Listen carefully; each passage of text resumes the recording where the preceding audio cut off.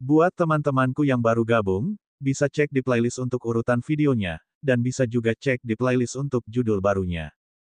Babak 882, Bangkit Cepat. Bagaimana cara mengintegrasikan diagram garis? Itu adalah pertanyaan yang mengganggu Luli belakangan ini. Dia berkultivasi hari demi hari di Wikbet. Selain menghasilkan lebih banyak energi Suan untuk melarutkan segel manik jahat, Luli telah menghabiskan seluruh waktunya mencoba mengintegrasikan komponen terakhir. Sangat disayangkan bahwa diagram garis itu bukan teka-teki yang bisa ia kumpulkan. Tapi ini adalah tempat yang paling membingungkan bagi Luli. Dia telah mempelajari 15 komponen dari diagram besar satu per satu. Dengan kata lain, 15 komponen semuanya dari yang besar. Dia telah mengintegrasikan 14 yang pertama bersama tanpa hambatan. Namun, dengan yang terakhir, dia tidak berhasil. Dalam kultivasi, dia tidak merasakan berlalunya waktu yang berlalu dengan cepat. Segera, 10 hari telah berlalu sejak Luli mulai berkultivasi. Sangat disayangkan bahwa dia tidak melakukan apa-apa, yang membuatnya lebih tidak sabar. Begitu orang terjebak, mempertahankan kedamaian batin dapat menjadi sesuatu yang menakutkan, yang akan membuat lebih sulit untuk menemukan solusinya. Dengan demikian, lingkaran setan terbentuk. Itu tidak bisa dihindari. Bahkan seorang suci pun tidak bisa mematahkan lingkaran ini. 5 hari lagi telah berlalu, Luli membuka matanya. Dia tahu dia tidak bisa melanjutkan dengan cara ini. Kalau tidak, ia mungkin mengalami gangguan mental ini dan berakhir dengan kegagalan total. Dia ingin beristirahat selama beberapa hari, berkeliling. Mungkin, dia akan terinspirasi dan menemukan cara untuk menyelesaikan masalah. Luli melihat Bai Qiuxue dan Jiang Qiling di aula bagian dalam. Mereka berkultivasi. Luli memutuskan untuk tidak membangunkan mereka dan pergi sendiri. Apa? Dia melemparkan pandangan tiba-tiba ke Bai Qiuxue dan memperhatikan bahwa dia kehabisan napas. Itu hampir tidak bisa dibedakan, tetapi dia memang merasakannya. Matanya masih tertutup seolah-olah masih berkultivasi. Luli merasakan kehangatan di hatinya. Dia tersenyum. Bai Qiuxue tidak berkultivasi. Dia hanya berpura-pura begitu, dan dia mengerti alasannya. Bai Qiuxue sangat takut bahwa dia tidak bisa menyembunyikan kegelisahannya, jadi dia berpura-pura berkultivasi untuk mengurangi tekanan untuk Luli, sehingga dia bisa maju dengan bebannya dibuang. Hanya untuk 3 istriku yang pengasih, aku harus belajar diagram garis. Saya harus membunuh Dewa Asmodian dan melindungi tanah besar. Petik 2. Luli berjanji pada dirinya sendiri. Dia bertekad. Dia keluar dari Bedwick dan berjalan keluar dari gua sendirian. Dia tidak menggunakan energi Suan, dia hanya berjalan kaki. Dia telah menahan semua energinya saat dia berkeliaran seperti manusia biasa. Di luar gua ada barisan pegunungan dengan bentang alam yang terfragmentasi. Ada banyak Suan Beast di sekitar, tetapi mereka semua ditakuti oleh Luli dan energi yang lain ketika mereka tiba. Tak satu pun dari hewan Suan berani mendekat. Wosh! Luli melompat ke puncak gunung. Berdiri di puncak, dia memandang ke kejauhan. Angin bertiup kencang, meniup rambut dan jubahnya. Dia melihat sekeliling dengan bingung, mengerutkan kening. Jelas, dia masih berpikir tentang mengintegrasikan diagram garis. Biarkan aku melihat-lihat. Petik 2. Setelah beberapa saat, Luli terbang ke bawah dan pergi ke bukit lain. Dia tidak terbang, masih hanya berjalan kaki. Ada serangkaian pegunungan di daerah ini.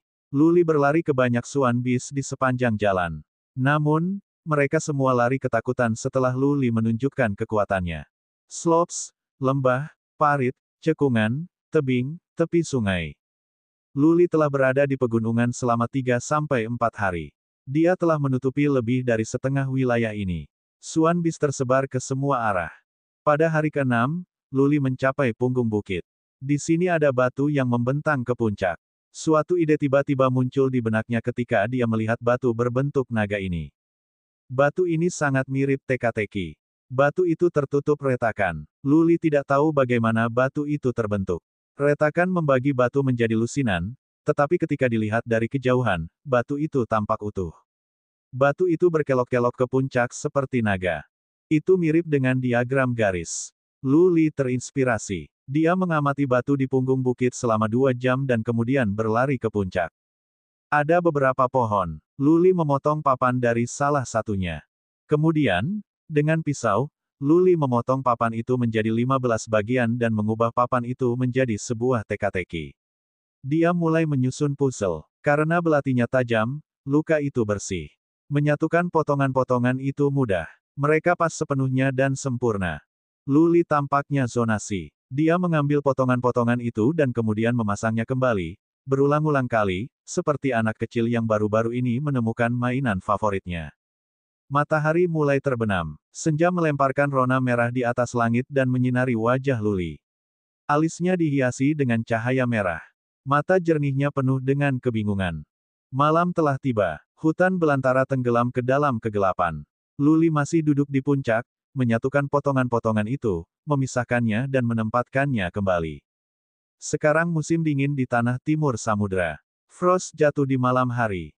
Rambut dan alis Luli dan wajahnya tertutup salju tetapi dia tidak keberatan. Dia melanjutkan aksinya dengan potongan-potongan seperti mesin. Waktu terus berjalan. Cahaya naik dari timur. Hari telah tiba. Untuk pertama kalinya, Luli memalingkan muka dari papan dan ke cahaya di timur. Salju masih terlihat di alisnya, tetapi matanya terang benderang seolah bola api menari-nari di matanya. Membingungkan. Tidak, ini bukan teka-teki. Saya telah memperlakukan diagram garis sebagai teka-teki dan mencoba menyatukan potongan-potongan itu. Saya salah, benar-benar salah. Petik 2. Diagram garis bukanlah diagram. Ini adalah makna yang mendalam. Itu adalah kebenaran alam, hukum langit dan bumi. Bagaimana saya bisa berpikir saya bisa mengetuk sesuatu seperti itu bersama? Untuk melemparnya menjadi satu bagian. Petik 2. Saya selalu menganggap diagram garis sebagai gambar. Tidak, bukan. Itu adalah perwujudan kebenaran di alam, atau lebih tepatnya, esensi langit dan bumi. Ini adalah asal-usul makna mendalam, sifat bawaan dari makna mendalam. Itu adalah sesuatu yang lebih kuat dari makna yang mendalam. Petik 2. Semua makna mendalam memiliki diagram garis mereka sendiri. Hanya para pejuang yang tidak tahu. Alasan mengapa makna mendalam tingkat rendah dapat berevolusi menjadi makna besar adalah bahwa diagram garis menjadi lebih rumit saat diperluas, lebih canggih. Ambil kekuatan Ming Yu sebagai contoh. Pada awalnya, hanya ada satu komponen kecil, tetapi Special Profound Meaning-nya memiliki 4 atau 5 komponen. Ming Yu tidak tahu keberadaan diagram garis. Dia hanya tersandung ke dalamnya. Petik 2. Diagram garis ini sangat berharga.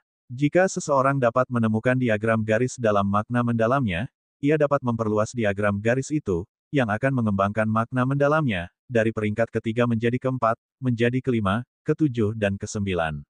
Petik 2. Saya melihatnya. Akhirnya, saya melihatnya. Hahaha. Seperti orang gila, Luli tertawa keras sendirian di puncak. Tawanya mengguncang surga dan bumi dan menggema di area yang luas. Tapi dia tidak keberatan. Dia benar-benar yakin bahwa dia dapat mengintegrasikan diagram besar ini. Mengolah. Luli tidak kembali ke manik jahatnya. Dia duduk di puncak dan mulai berkultivasi segera. Dia telah melihat kebenaran. Langkah selanjutnya tidak sulit. Dia sudah mempelajari 15 komponen. Untuk menyatukan mereka tidak akan butuh waktu lama. Dia percaya bahwa dia akan menyaksikan langkah besar ke depan dalam kemampuannya agak cepat. Kali ini, itu pasti akan menjadi kemajuan besar. Bab 883. Faktanya, Luli tidak benar-benar tahu apa artinya diagram garis. Tetapi jika Zen Master yang cacat dan Yin Qingxi ada di sini, pertanyaannya bisa dijawab. Diagram garis pada dasarnya adalah bentuk prinsip dasar, sesuatu yang melampaui makna mendalam. Pembelajaran prinsip-prinsip dasar membuka pintu baru dan membangun jalan yang menjanjikan di depan. Tentu saja, Luli mempelajari prinsip dasar dengan mudah bukanlah bukti bahwa bakatnya luar biasa, tetapi bahwa dia diberkati. Kaisar Heng sangat membantunya dalam mengambil prinsip dasar. Luli menemukan diagram garis dari Featherwind di tanah terlarang Dewa Penatua. Pada dasarnya, itu adalah warisan Kaisar Heng. Luli telah mendapat manfaat dari warisan Kaisar Heng. Adapun alasan bagi Kaisar Heng untuk memilih Luli untuk meneruskan pengetahuannya, bahkan guru Zen yang pincang pun tidak memiliki jawabannya. Apa itu tadi? Puluhan mil jauhnya dari Luli, sebuah tim Asmodean sedang berbaris. Tawa Luli mengejutkan mereka. Ini adalah tim pengintai Asmodean. Dewa Asmodean telah memerintahkan pencarian yang luas untuk Luli. Tanah timur samudra dipenuhi oleh pengintai. Tidak mengherankan bahwa di pegunungan, sebuah tim pengintai sedang berbaris. Luli sebenarnya bertemu beberapa hari yang lalu. Tapi dia menjauh dari mereka. Ayo pergi dan lihat. Pemimpin tim ini berada di alam Noble Lord. Dia melambaikan tangannya dan tim menghilang ke udara. Mereka mencuri dengan diam-diam menuju Luli. Seorang manusia. Itu adalah kaisar manusia Luli. Segera, para pengintai itu menemukan Luli. Yang terakhir tidak menyembunyikan kehadirannya. Tidak sulit bagi pengintai untuk melihatnya. Mundur, Luli sedang duduk di puncak gunung. Tetap saja, pemimpin tim tidak mengambil tindakan berani. Itu adalah kaisar manusia, seseorang yang bisa mengalahkan Dewa Asmodean. Pemimpin tim tahu bahwa mereka membuat kemajuan di Luli akan mengarah ke tempat selain kematian mereka sendiri. Pemimpin itu memimpin timnya pergi puluhan mil. Setelah itu, dia menghancurkan jimat jade untuk memperingatkan para pejuang yang kuat di dekatnya bahwa mereka telah melihat Luli. Ketika informasi itu dikirim, para Asmodean di sekitar daerah ini merasa khawatir. Ketika seorang kepala suku di dekatnya mengetahui bahwa Luli sedang berkultivasi di puncak gunung, kepala suku itu mengerahkan separuh prajuritnya yang paling kuat dan datang secepat mungkin. Dia juga mengirim pesan kepada Dewa Asmodean pada saat yang sama. Zuo Tengying, kepala, tiba setelah beberapa putaran teleportasi. Dia paling setia kepada Dewa Asmodean. Bahkan jika dia tidak akan ragu untuk mengambil tindakan terhadap kaisar manusia. Manusia adalah musuh bebuyutan Asmodean dan musuh-musuh mereka harus dibunuh pada pandangan. Zuo Tengying tidak membawa terlalu banyak prajurit, hanya sekitar 100. Satu berada di alam abadi bumi dan sisanya semua di alam manusia berdaulat. 5 tim terdiri dari ninja elit dengan keterampilan pembunuhan terbaik di dunia. Zuo Tengying belajar dari pesan yang dikirim oleh tim pengintai bahwa Luli sedang berkultivasi. Ini adalah kesempatan langka yang Zuo Tengying tidak bisa lepaskan. Jika dia bisa membunuh Luli, dia akan menjadi pahlawan Asmodean, dan dia akan dimahkotai dengan kemuliaan abadi. Ayo pergi. Tolong bunuh dia secara instan. Terima kasih. Di kaki gunung, Zuo Tengying melambaikan tangannya. Dia tidak mengambil tindakan pribadi. Bagaimanapun, ia dihadapkan dengan kaisar manusia. Jika 100 orang Asmodean itu tidak bisa mengambil nyawa Luli, maka penambahan Zuo Tengying tidak akan membuat banyak perbedaan. 100 orang Asmodean menyelinap ke celah-celah di angkasa dan bergerak menuju Luli. Setelah tiba, mereka menyebar dan akan meluncurkan serangan dari berbagai sisi. Zuo Tengying menyelinap juga, tapi dia menjaga jarak 6 mil. Dia melakukannya di puncak gunung lain, memantau situasi dari jarak jauh. Iya, dia menemukan bahwa Luli masih berkultivasi. Timnya bergerak lebih dekat ke Luli dari sekitarnya. Roh Zuo Tengying terangkat. Baginya, Luli berusaha mencapai suatu wilayah tertentu karena energinya tidak menunjukkan tanda-tanda gerakan. Dia tampaknya tidak mengetahui orang-orang Asmodean. Jika 100 orang Asmodean bisa mencapai Luli tanpa dia sadari dan melancarkan serangan terkoordinasi, itu sudah pasti bahwa mereka dapat membunuh Lu Liu kecuali dia memiliki baju besi relik. Orang Asmodean memperpendek jarak mereka ke Luli menjadi 2 mil, dan kemudian 1 mil, dan kemudian 1000 kaki. Luli tidak menunjukkan reaksi. Wajah Zuo Tengying terpelintir dalam kegembiraan. Momen bersejarah yang terkenal ada padanya dan dia adalah penulis sejarah. Tidak heran dia akan bersemangat. Hanya 500 kaki. The Earth Immortal Realm Asmodean menyelinap keluar dari celah dan berteriak pada saat yang sama, mengisi. Wosh, wosh, wosh, wosh. Ruang retak sebagai satu Asmodean demi satu pecah. Lebih dari 100 belati hitam dibuang sekaligus. Energi itu tampaknya membeku waktu dan ruang. Ya, itu bukan ilusi. Waktu benar-benar membeku. Luli membuka matanya yang mengatakan jijik. Bed of Life-nya berkilau di perutnya. Ruang di sekitarnya membeku seketika. Sebuah kastil berwarna cian muncul, dan itu menyelimuti setiap orang Asmodean di dekatnya. Apa? Zuo Tengying tiba-tiba memiliki firasat buruk. Dia memandangi istana berwarna cian di kejauhan dengan hati-hati, benar-benar terkejut. Bukankah kastil Featherwind milik Luli setengah transparan? Kenapa itu berubah begitu drastis sekarang? Bagaimana bisa terlihat persis seperti kastil sungguhan? Dia merasa bahwa sebuah kastil muncul entah dari mana di atas puncak gunung, mengambang di udara.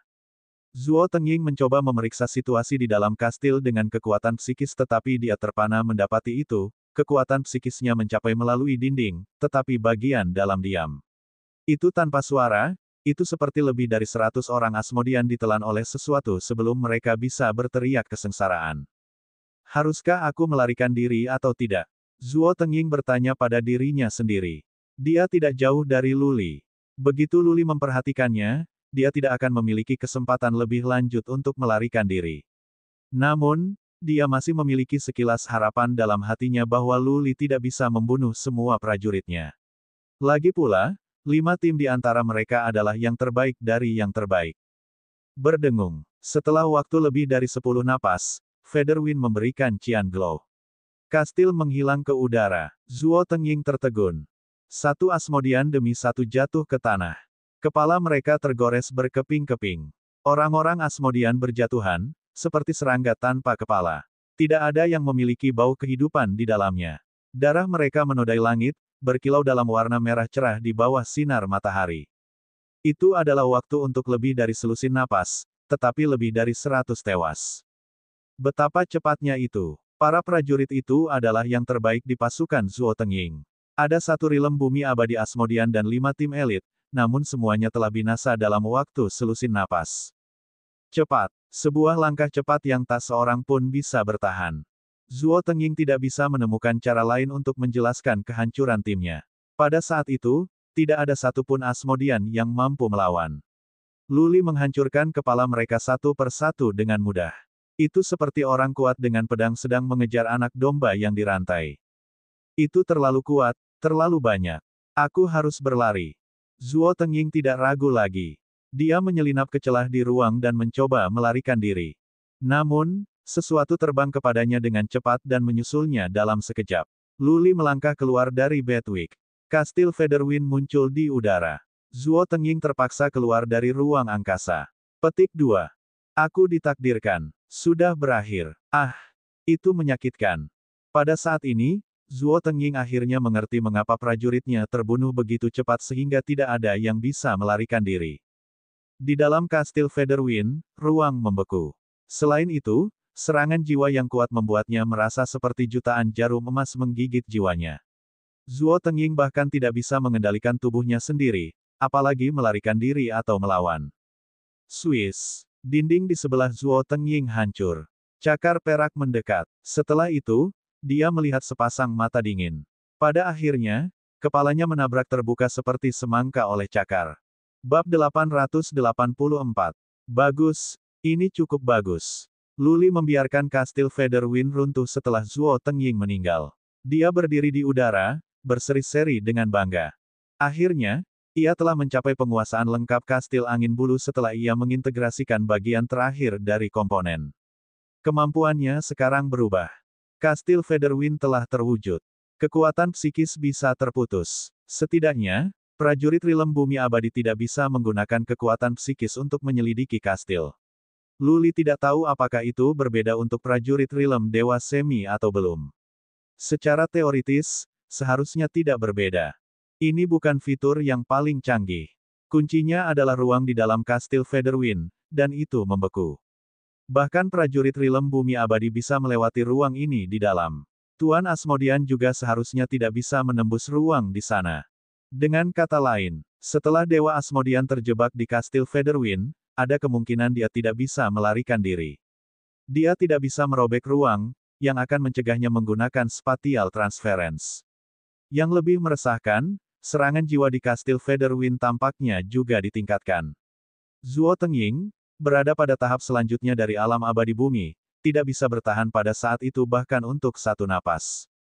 Tidak ada keraguan bahwa diagram garis ini adalah makna mendalam yang mendalam. Saya telah belajar satu diagram besar dan sekarang saya telah maju ke tahap tengah dari alam manusia berdaulat. Saya pikir dengan satu diagram lagi, saya akan mencapai tahap terakhir dari alam manusia berdaulat. Selanjutnya, saya akan melihat alam abadi bumi. Petik 2. Luli mengangguk pada dirinya sendiri. Energi suannya dan kekuatan jiwanya telah mencapai tahap tengah dari dunia manusia berdaulat. Yang tidak dia miliki adalah studi tentang makna mendalam. Dengan mempelajari satu diagram besar, wilayahnya telah berevolusi, yang tidak mengejutkan. Berdengung, Luli sekali lagi merilis kastil Featherwind. Dia mencermati, dan dia puas dengan hasilnya. Dia mengeluarkan Wickbat dan kembali menguasai. Tuan Muda, Saint Lord, para leluhur, budak jiwanya, dan Yecha membungkuk padanya dan menatapnya dengan penuh harap. Luli mengangguk sambil tersenyum. Aku telah membuat beberapa pencapaian akhir-akhir ini. Aku akan pergi dan berurusan dengan Dewa Asmodean setelah beberapa hari. Ketika aku membunuhnya, tidak akan ada yang mengendalikan naga setan. Kita dapat mengambil waktu kita dan memikirkan cara untuk membunuh binatang buas itu, kata Luli. Iya, Patriark Lei dan yang lainnya merasakan kegembiraan bersama yang meresap di antara mereka. Luli bukanlah orang yang rentan dengan pembicaraan kosong. Mereka mempercayainya ketika dia mengatakan dia yakin. Jika Dewa Asmodean bisa dikeluarkan dari gambar, itu akan membuatnya lebih mudah bagi mereka untuk berurusan dengan setan naga. Luli kembali ke aula dalam sendirian. Bai Qiuxue dan Jiang Qiling telah berhenti berkultivasi. Mereka duduk berdampingan, terlibat dalam pembicaraan kecil di antara para gadis. Keduanya berdiri saat Luli masuk. Luli mengulurkan tangannya dan memeluk kedua istrinya yang muda dan cantik. Aku menyesal telah membuatmu khawatir, katanya meminta maaf. Jiang Qiling menyeringai dari satu telinga ke telinga yang lain dan bertanya, sayang, apakah Anda membuat terobosan? Iya, Luli mengangguk dengan tegas, aku bahkan tidak takut pada prajurit pada tahap awal alam semi-dewa. Aku hampir yakin aku bisa membunuh Dewa Asmodean. Apa? Bai Qiuxue dan Jiang Qiling sama-sama terkejut. Ketika mereka sampai pada tahap kultivasi selanjutnya, perbaikan datang dengan lebih banyak kesulitan. Luli berusia awal 20-an, dan dia sudah bisa memusnahkan prajurit Rilem semi-dewa. Dia tidak lebih lemah dari Kaisar Langit Terbalik. Bai Qiuxue diresapi dengan bangga. Ini adalah pria yang dia pilih. Dia luar biasa dan kuat. Jiang Qiling memberi judul kepalanya saat dia bertanya, sayang, apakah kamu ingin pergi ke kota Beijing sekarang, atau bisakah kamu mengambil cuti beberapa hari? Kamu pasti lelah setelah berkultivasi untuk waktu yang lama. Kupikir kamu harus istirahat. Petik 2. Tentu saja aku bisa istirahat. Dia mampu menunggu 1 atau 2 hari. Dia kelelahan. Dia membutuhkan istirahat ini untuk memulihkan kemampuannya sepenuhnya. Berdengung. Jiang Qiling segera menutup pintu aula dalam. Cincinnya bersinar ketika dia mengeluarkan ranjang kayu merah yang ditutupi kain kasa merah muda. Yah, Sister Ling, kamu. Pipi Bai Qiuxue terbakar. Dia memalingkan muka dari Luli, malu. Mata cantik Jiang Qiling berbicara tentang pesan yang penuh dengan godaan dan keinginan. Sementara dia membantu menanggalkan pakaian Luli, dia berkata, sayang, kamu telah bekerja begitu keras. Tidak banyak yang bisa saya lakukan untuk Anda selain melayani Anda dengan baik. Suster Qiuxue, saya tahu Anda telah menantikan seorang bayi, kan? Mungkin, Anda bisa saat ini. Hahaha, Luli dalam suasana hati yang hebat setelah wilayah dan kemampuannya meningkat. Sudah lama sejak mereka sudah dekat. Dia sangat ingin bercinta dengan istrinya. Dia mengangkat Bai Qiuxue ke dadanya dan berjalan menuju tempat tidur. Jiang Qiling mengikuti mereka. Dia menarik ikat pinggangnya dan melepas jubahnya, memperlihatkan pakaian dalamnya yang merah, memperlihatkan pahanya yang halus dan bahu yang halus. Dia memperhatikan bahwa Bai Qiuxue memejamkan matanya karena malu. Jiang Qiling memikirkan ide nakal. Dia mulai membuka baju Bai Qiuxue dan memindahkan satu tangan ke bawah tubuhnya. Mendengus.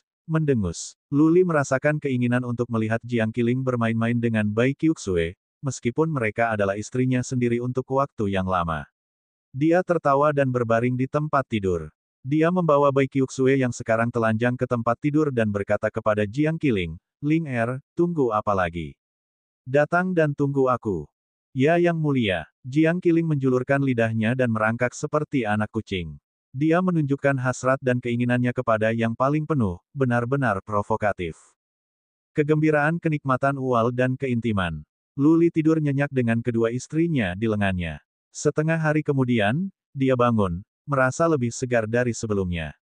Dia tidak bangun sekaligus. Sebaliknya, ia mulai mengembangkan rencana untuk membunuh Dewa Asmodean.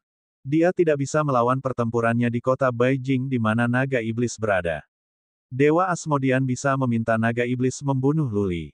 Featherwind tidak efektif untuk Demon Naga. Meskipun kastil Featherwind telah berevolusi, masih akan memberikan sedikit pengaruh pada Dragon Demon. Setan naga kuat di luar pemahaman manusia, dan itu bisa menghasilkan energi aneh untuk menjebak prajurit. Jika Luli terjebak oleh arus udara merah itu, dia tidak akan pernah bisa lolos dari kematian. Lure Dewa Asmodean keluar dari kota Beijing untuk membunuhnya. Luli mengambil keputusan. Dia mengambil peta tanah timur samudera. Segera, ia menemukan bahwa provinsi terdekat adalah lokasi yang bagus. Jarak ke kota Beijing cocok. Satu putaran teleportasi bisa menutupi jarak. The Demon Naga Raksasa, lebih besar dari formasi teleportasi. Pasti tidak mungkin untuk memindahkan iblis naga ke atas.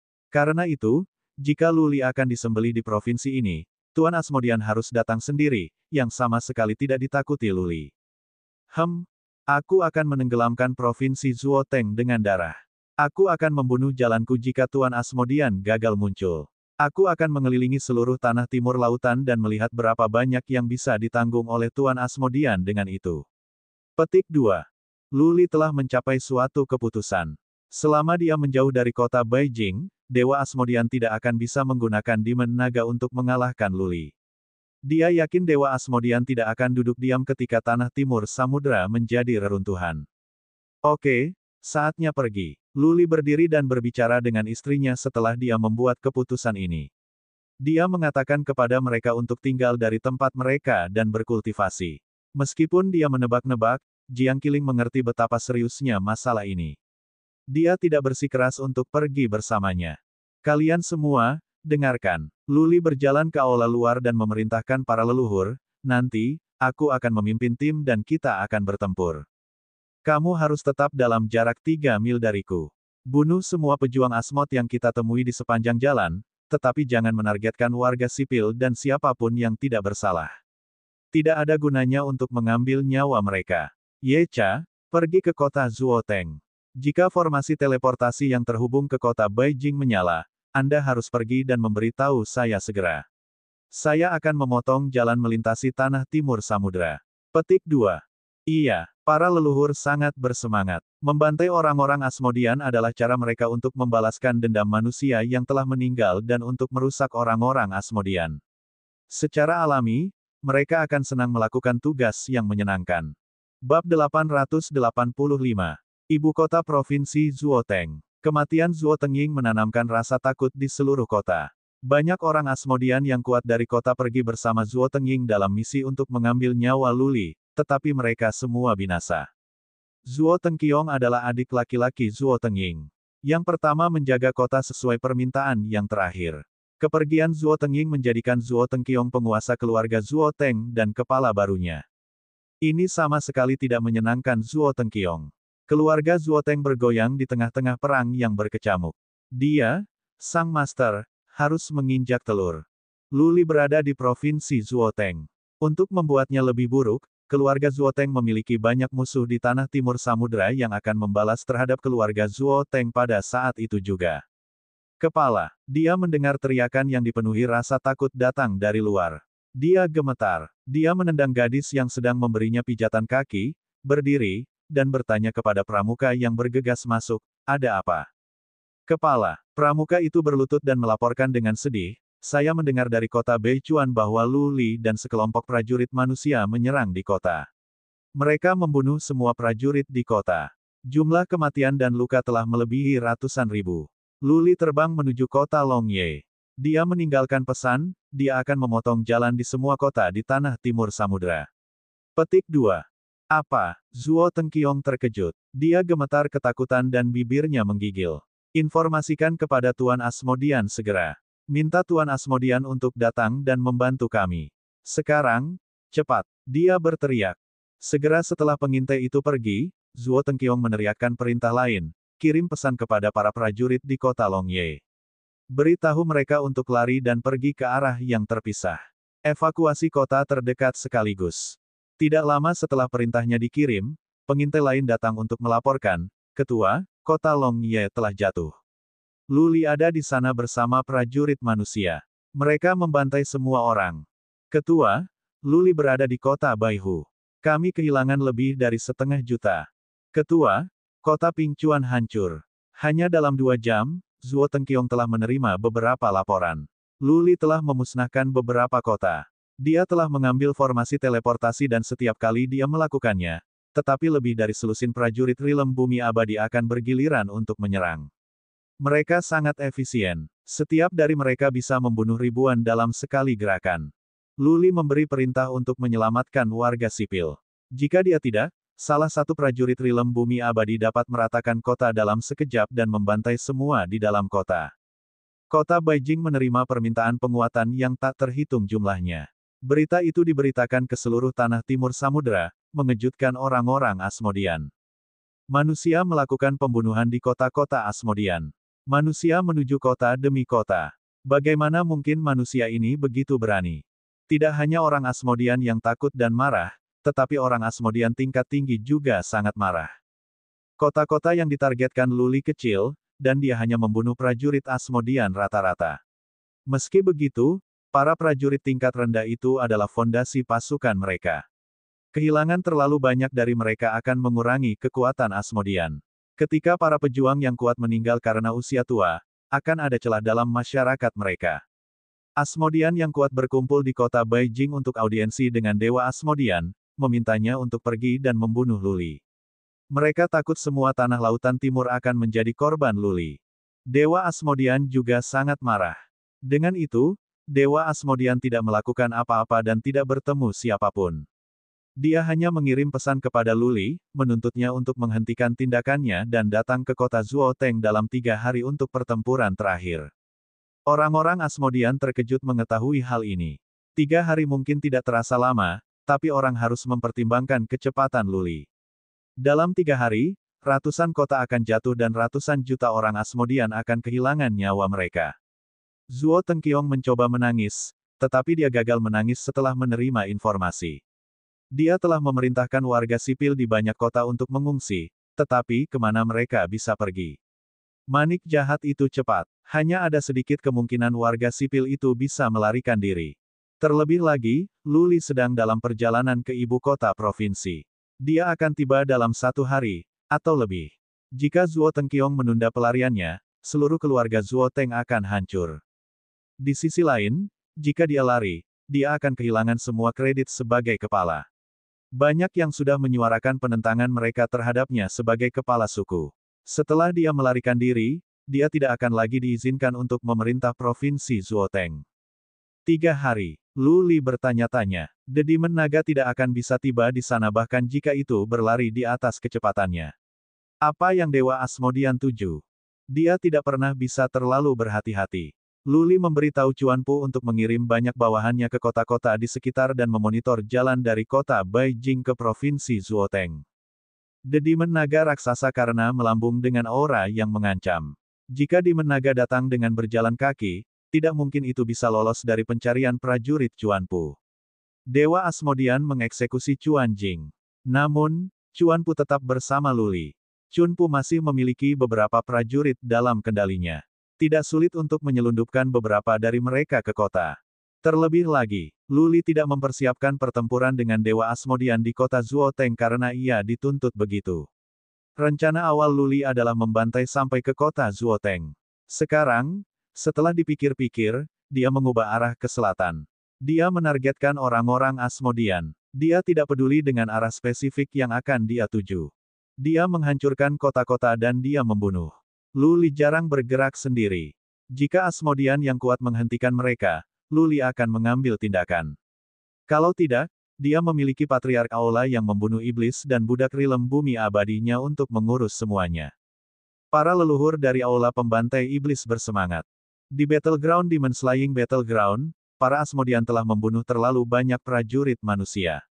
3 kota jatuh dalam serangan mereka. Para patriark menderita kesakitan dalam kesunyian. Mereka tidak pernah mengira suatu hari akan tiba di mana mereka bisa melakukan tindakan kepahlawanan di tanah timur samudera. Ini adalah pengalaman yang bisa mereka banggakan untuk waktu yang lama. Mereka ditakdirkan untuk meninggalkan rekor dalam sejarah.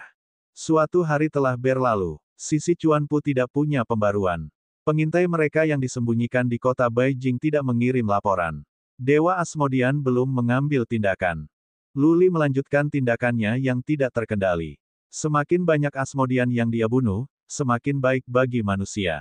Bagaimanapun, dia melemahkan kekuatan mereka. Pada hari kedua, Dewa Asmodean tidak melakukan apapun. Orang-orang yang bersembunyi di kota-kota di sepanjang jalan tidak ada yang melaporkan. Tidak ada tanda-tanda naga setan juga. Luli menenangkan pikirannya. Dia yakin dia bisa mengalahkan Dewa Asmodean jika dia datang tanpa naga iblis. Pada hari ketiga, Dewa Asmodean beraksi. Dia terlihat di kota Beijing dan pergi ke formasi teleportasi sendirian. Dia sedang dalam perjalanan ke ibu kota provinsi Zuoteng. Luli senang mendengar ini. Dia berhenti menyerang di lebih banyak kota. Dia pergi ke sebuah kota di selatan provinsi Zuoteng, menunggu Dewa Asmodean muncul. Berdengung. 2 jam kemudian, formasi teleportasi di kota menyala. Luli memeriksa ini dengan kekuatan psikisnya. Segera, dia melihat wajah yang akrab. Suara mendesing. Lord Asmodean tidak menyelinap keluar angkasa ketika dia melangkah keluar dari formasi teleportasi. Dia berdiri di udara, menatap Luli dari kejauhan, matanya penuh dengan niat membunuh. Tuan Asmodean, akhirnya, kamu telah datang. Luli tidak memasuki manik jahatnya. Dia menyapa Dewa Asmodean dari jauh, siap bertarung. Pertarungan mereka ada hubungannya dengan nasib manusia. Dia harus membunuh Dewa Asmodean. Lord Asmodean mendengus jijik dan berkata, Luli, kamu telah membunuh jutaan bangsaku. Kamu telah tenggelam dalam dosa. Hari ini, aku akan menegakkan keadilan atas nama surga dengan mengeksekusi iblis yang adalah kamu. Hahaha. Luli tertawa terbahak-bahak. Dewa Asmodean lupa tentang sifatnya sendiri. Orang-orang Asmodean dan manusia adalah musuh, keduanya sangat berharap akan kematian yang lain. Tidak ada yang benar atau salah. Bagaimana mungkin Dewa Asmodean memanggilnya setan? Jika Luli benar-benar jahat, dia akan membunuh semua warga sipil Asmodean, bukan hanya prajurit. Kamu percaya diri, aku mengerti. Lord Asmodean melanjutkan dengan mencibir, Luli, aku akan mengakui bahwa kamu adalah bakat manusia yang langka. Dengan itu dikatakan, hari ini adalah akhir dari hidupmu. Jika kamu akan bereinkarnasi, ingatlah untuk tidak menjadi begitu sombong. Kamu telah ceroboh. Petik 2. Bab 886. Dewa Asmodean penuh penghinaan. Luli berada beberapa mil jauhnya dari Dewa Asmodean, namun mengingat penglihatan Luli yang luar biasa, dia bisa melihat tatapan menghina Tuan Asmodean dengan jelas. Prajurit seperti Luli dan Asmodean Lord ada di atas, menikmati pertengkaran mulut dan lidah. Mereka lebih suka melakukan tindakan fisik segera daripada membuang-buang napas. Lord Asmodean entah memiliki perubahan karakter kecuali, dia memiliki sesuatu untuk diandalkan, atau dia tidak akan berbicara omong kosong seperti ini. Tidak mungkin bagi seseorang untuk mengubah temperamen secara tiba-tiba, belum lagi seorang prajurit tua seperti Dewa Asmodean. Luli dipenuhi dengan kecemasan. Dia menyingkirkan rasa jijiknya dan memeriksa sekeliling dengan kekuatan psikis, tetapi dia gagal menemukan apapun. Dia tidak punya pilihan selain mengirim sinyal rahasia kepada Ye Cha yang bersembunyi di kegelapan untuk pergi dan memeriksa sekeliling. Bantuan terbesar Tuan Asmodean adalah setan naga. Jika dia menyelinap di dalamnya, Luli akan dihadapkan dengan masalah besar. Setan naga hampir secepat Wigbat. Oleh karena itu, ia bisa mengikuti Bedwig sekitar sampai itu retak. Ada apa? Apa kamu takut? Melihat betapa khawatirnya Luli, Tuan Asmodean tertawa. Sudah terlambat bagimu untuk takut. Luli, aku akan mengambil nyawamu hari ini. Setelah itu, aku akan pergi ke kota pembantai iblis dan menaklukkan tanah besar. Akhirnya, aku akan menguasai Heaven Reverse Universe. Di masa depan, manusiamu akan menjadi budak kami. Kami akan membunuh mereka seperti yang kita inginkan dan menyiksamu sesuka kita. Berdengung, berdengung, berdengung. Formasi teleportasi di kota terus melotot ketika Zuo Tengqiong dan banyak lainnya berteleportasi. Dewa Asmodean akan memiliki pertempuran terakhir di sini. Tidak mengherankan kalau orang Asmodean yang kuat ingin datang dan bersorak untuknya. Tuan Asmodean yang Maha Kuasa, tolong bunuh manusia ini. Bunuh manusia dan balas dendam saudara-saudara kita. Benar, ambil nyawanya, dan orang-orang Asmodean tidak akan menghadapi musuh lagi. Kita akan menaklukkan Heaven Reverse Universe. Bunuh semua manusia laki-laki, dan kita akan melatih semua perempuan mereka menjadi gadis anjing. Petik 2, petik 2. Orang-orang Asmodean mengangkat rona dan tangisan di kota, namun tidak ada yang melangkah maju karena mereka tahu mengambil tindakan sendiri akan seperti bermain api. Luli telah membunuh terlalu banyak Realm Sovereign Human dan Realm Immortal Earth. Luli bukan pria dengan saraf lemah. Dia mengabaikan para Asmodean yang bersorak-sorai dan berkata kepada Tuan Asmodean dengan dingin, "Apa yang kamu tunggu? Aku berdiri di sini. Datang dan ambil hidupku." Baik, Dewa Asmodean itu menjawab dengan mudah, tetapi dia tidak menyerang. Dia merobek ruang dan menyelinap ke celah, menghilang ke udara tipis. Berdengung, Luli melepaskan manik kehidupan dari perutnya dan memegang manik jahat di sisi lain.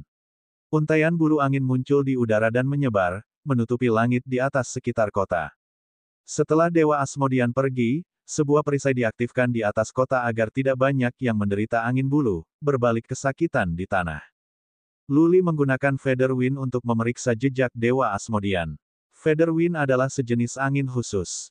Menjadi seperti itu, ia memiliki semua sifat angin.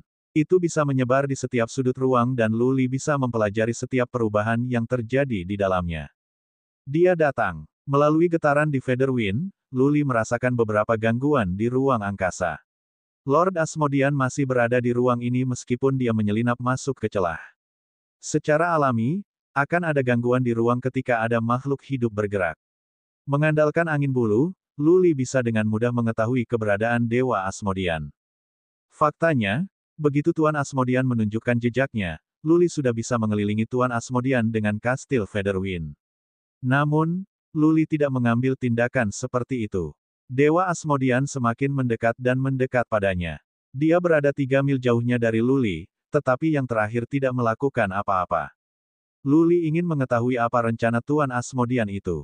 Dia sedang menunggu Yecha untuk melaporkan kembali kepadanya.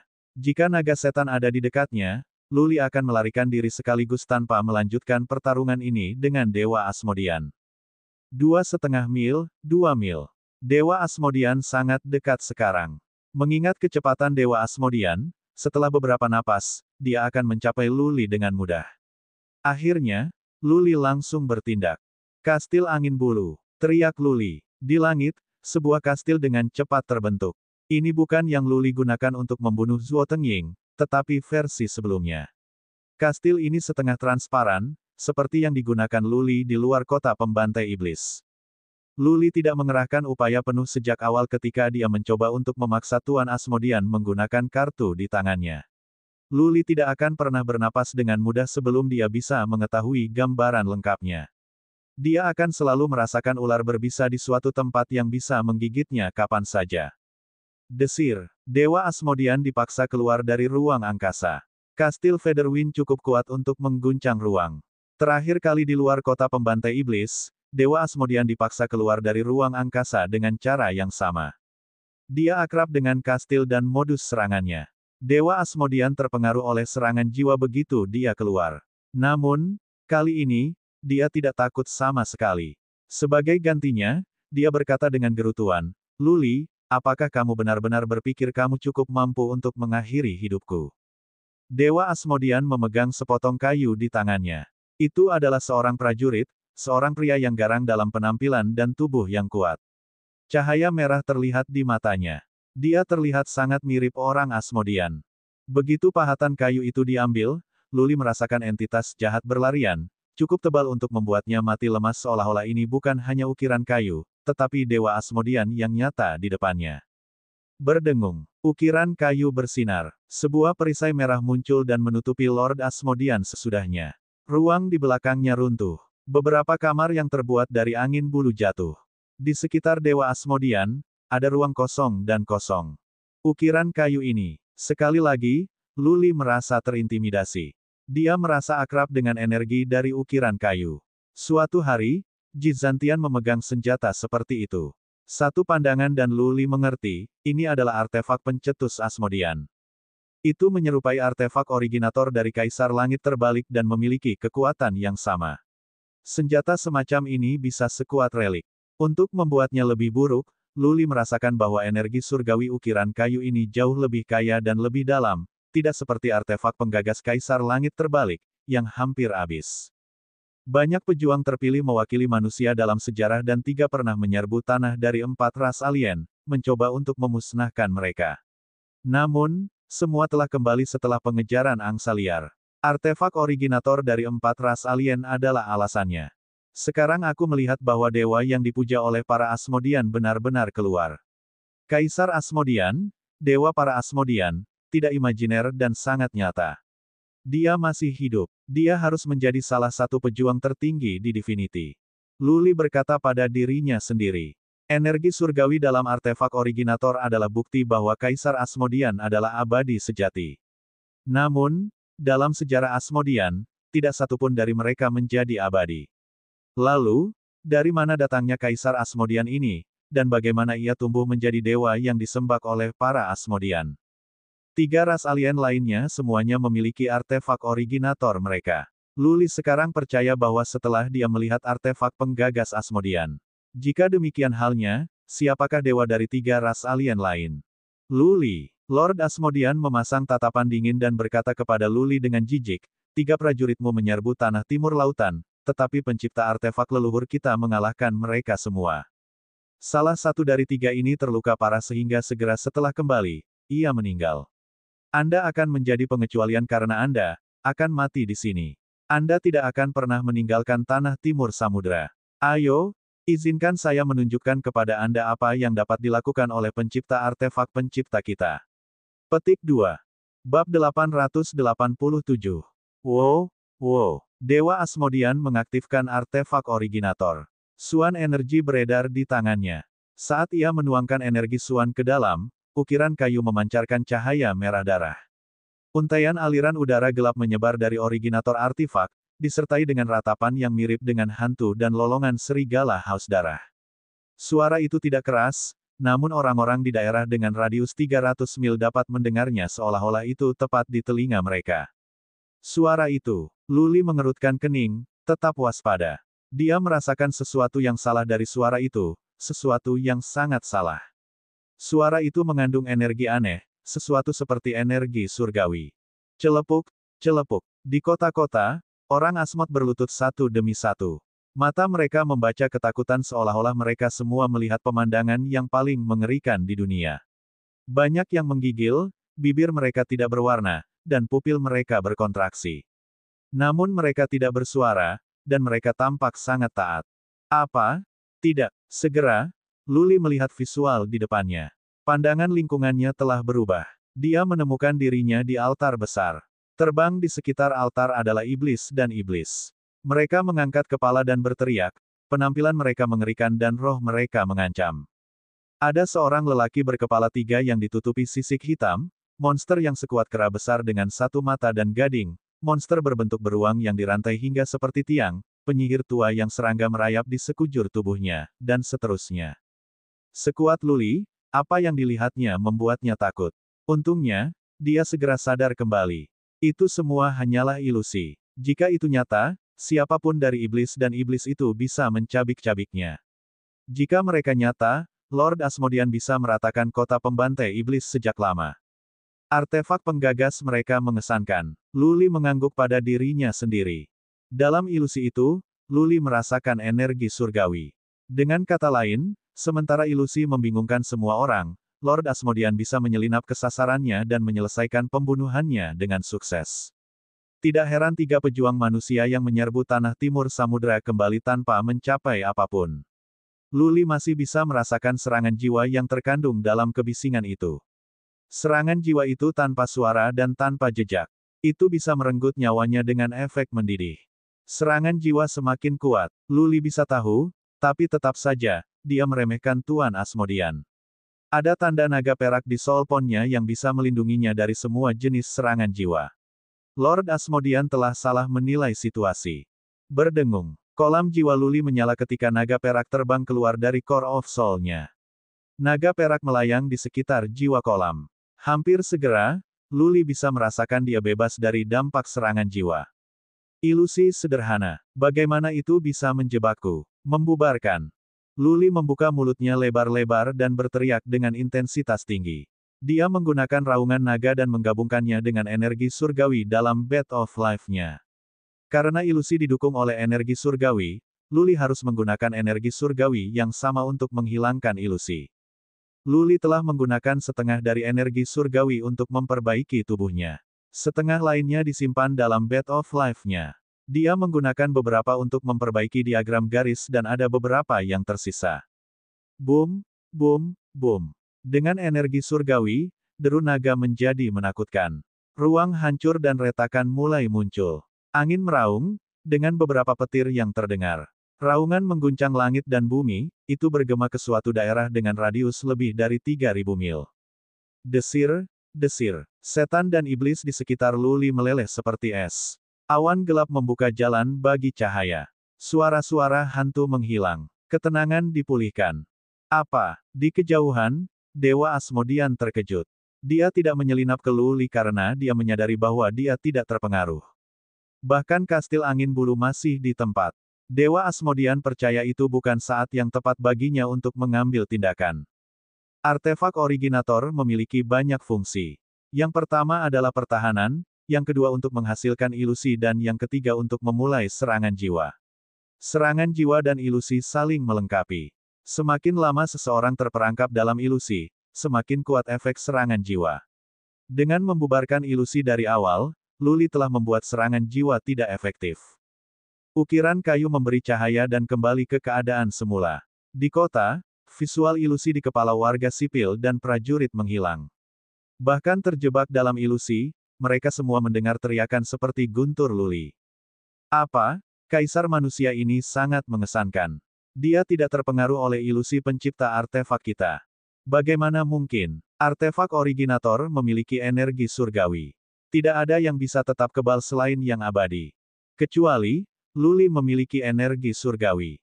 Benar, aku mendengar dari tikus tanah pada manusia bahwa Luli tampaknya telah mempelajari sesuatu di kota pembantai iblis. Saat itu, ada beberapa kelainan di langit dan bumi. Saat itulah Luli diberi energi surgawi. Ya, aku bergabung dengan pasukan Dewa Asmodian selama pertempuran terakhir. Aku menyaksikan kelainan di surga dan bumi dengan mataku sendiri. Banyak alam manusia berdaulat dan alam abadi bumi Asmodian telah datang ke kota. Mereka berdiskusi dengan penuh semangat. Mereka khawatir. Bahkan artefak originator tidak dapat mempengaruhi Luli. Mungkinkah Dewa Asmodian mengalahkannya? Juga, terakhir kali, Luli menggunakan kastil angin bulu untuk menjebak Dewa Asmodian. Meskipun dengan transferensi spasial, Dewa Asmodian bisa melarikan diri, masih ada kemungkinan dia akan kalah lagi. Tuan Asmodian, kamu telah menunjukkan langkahmu. Sekarang, giliranku. Luli berteriak dengan dingin. Dewa Asmodian telah memainkan kartunya. Artefak originator diakui sebagai senjata yang kuat. Namun, Luli hanya memiliki sarana untuk membuatnya tidak efektif. Dia tidak takut dengan serangan jiwa. Selain itu, dia memiliki energi surgawi. Tidak peduli seberapa kuat artefak originator itu, dia tidak akan terpengaruh olehnya.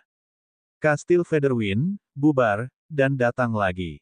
Luli berteriak. Kastil Featherwind pertama menghilang. Segera setelah itu, sebuah istana berwarna cian muncul di langit. Tampaknya itu bukan sekadar ilusi, tetapi yang asli, sebuah kastil besar dengan radius 30 mil. Bagaimana? Di dalam kota, Zuo Tengqiong, banyak orang lain benar-benar terpana. Luli dapat membangun istana hanya dengan pikiran. Selain itu, kastil ini sepertinya tidak palsu. Itu terlihat nyata. Untuk memperburuk keadaan, mereka menyadari bahwa mereka tidak dapat menggunakan kekuatan psikis untuk memeriksa apa yang ada di dalamnya. Mereka semua merasakan bahaya datang dari kastil. Mereka tahu begitu mereka terjebak di kastil, mereka tidak akan pernah bisa keluar. Oh tidak, dua kepala memandang satu sama lain, terkejut. Mereka tahu Luli pasti memiliki beberapa kartu di lengan bajunya atau kalau tidak dia tidak akan melakukan serangan sebelumnya dengan cara yang berani. Para kepala berpikir Luli telah membuat beberapa terobosan kecil. Mereka tidak pernah berharap melihat sesuatu yang begitu megah. Ini jauh lebih kuat. Di dalam kastil Featherwind, Dewa Asmodian memegang artefak originator di tangannya.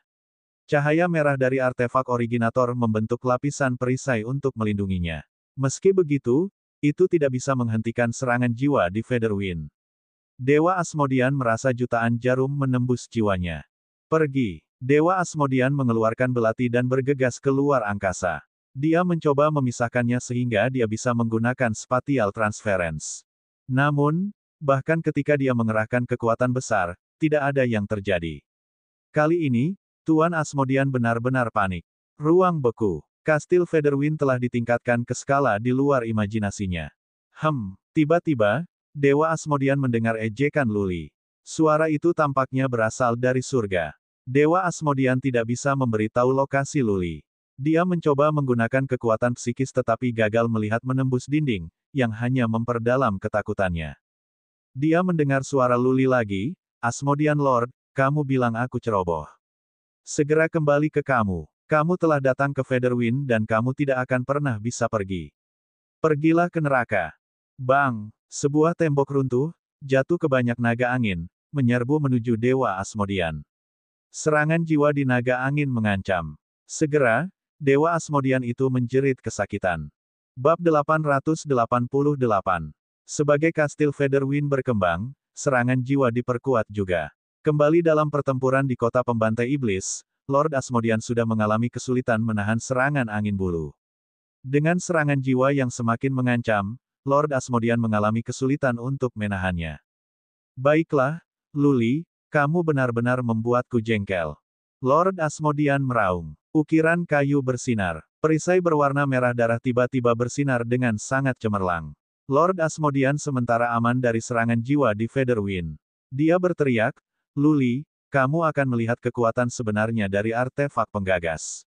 Dewa Asmodean itu melemparkan kayu yang dipahat ke depan, membesar di udara dan tumbuh menjadi sebuah patung. Patung itu memancarkan cahaya merah. Segera, itu mulai bergerak seperti pembunuh jahat. Apakah itu boneka jalan? Luli mengerutkan kening. Manik jahat berkilauan di tangannya. Dia siap memasuki Wickbed kapan saja karena dia telah menangkap rasa bahaya di boneka yang telah berubah menjadi ukiran kayu. Swiss. Sebuah tangan dari ukiran kayu melambai. Pisau yang terbuat dari angin muncul dan merobek banyak kamar di kastil. Bila angin bergerak dalam kecepatan yang menakjubkan dan mencapai Luli dalam sekejap. Dari tangan Luli, manik jahat tumbuh. Manik itu melindungi Luli untuk melindunginya dari bila angin. Desir, desir. Lebih banyak bila angin keluar terus-menerus dari ukiran kayu yang semakin dekat dan lebih dekat ke Luli. Setelah dipikir-pikir, dia memilih untuk tidak memasuki Wickbed. Sebagai gantinya, dia mengeluarkan para patriark dan budak jiwa alam abadi bumi. Serang pada ukiran kayu boneka, teriak Luli. Boom, boom, boom. Lebih dari selusin budak rilem bumi abadi jiwa membombardir boneka ukiran kayu yang masuk. Mereka semua telah menggunakan makna mendalam atau keterampilan garis darah mereka. Apa yang mereka temukan mengejutkan adalah meskipun serangan kuat mereka telah mencapai ukiran kayu, mereka tidak meninggalkan bekas di atasnya. Cahaya yang berkilauan di atas ukiran kayu telah menahan semua serangan. Bahkan kemajuan ukiran kayu tidak berhenti. Baiklah, mundur. Luli membiarkan para pejuang alam abadi bumi kembali ke manik jahat sebelum mereka meluncurkan putaran serangan lainnya. Ukiran kayu dilindungi oleh energi surgawi. Pejuang alam abadi bumi tidak akan bisa merusaknya. Membiarkan mereka tetap di luar tidak akan melakukan apapun selain mempercepat langkah mereka menuju malapetaka. Aku punya satu langkah lagi. Melihat ukiran kayu, Luli berpikir pada dirinya sendiri. Jika langkah terakhir terbukti tidak efektif, ia harus kembali ke Wickbed, membuat usahanya pada kehidupan Tuan Asmodean gagal karenanya. Sedikit putih. Ukiran kayu telah menembus puluhan kamar. Sekarang 2 mil jauhnya dari Luli. Tepat pada saat itu, dia berteriak. Wickbed terpancar dan Little White keluar. Itu berlari ke arah kiri dalam kabur, menekan ke arah ukiran kayu. Ukiran kayu telah membentuk bila angin yang telah dilindungi oleh Wickbed. Ukiran kayu tidak menunjukkan reaksi ketika Little White keluar. Namun, di kejauhan, Dewa Asmodean bisa mengatakan ada sesuatu yang salah. Matanya berkedip merah. Beberapa rune muncul di matanya. Ukiran kayu berubah arah dan melemparkan bila angin ke Little White. Pada saat itu, cahaya datang dari Little White yang mendapatkan kecepatan secara instan. Dia menjerit dengan ganas, bergerak, dan menghindari bila angin dengan sangat gesit.